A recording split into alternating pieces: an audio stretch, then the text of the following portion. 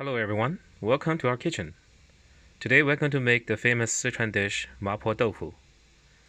Depending on where you had this dish before, some restaurants may serve the modified version.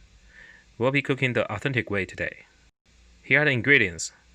2 blocks of tofu, 2 to 3 ounces of ground beef or pork, 2 teaspoons of minced ginger, 2 teaspoons of minced garlic, sliced leek or scallion, 2 teaspoons of cornstarch dissolved in water for thicken the sauce.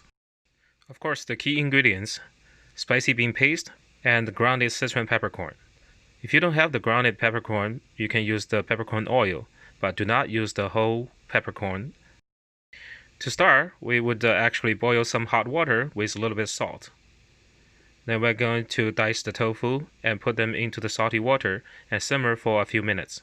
This process helps remove the brine water taste from tofu making process, also makes the tofu tender. On the other side, let's heat up the pan, add some oil, put in the ground meat, and let it brown. Then we'll add the minced ginger and garlic. Let them all cook for a few seconds. Add 1½ tablespoon of spicy bean paste.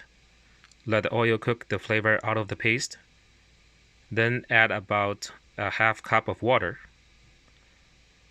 Bring the sauce to a boil. Add the stranded tofu, stir lightly, turn to medium heat, and let it simmer for 5 minutes. You may notice that I didn't add any soy sauce. This dish should be red and shiny from the bean paste. Soy sauce would make it dark. If your bean paste is not salty enough, add a little bit salt. Time to thicken the sauce. Bring the heat up.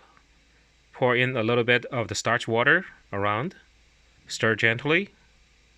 If the sauce is not thick enough, pour a little bit more starch water. Finally, add the sliced leeks or scallion and fold in with the tofu.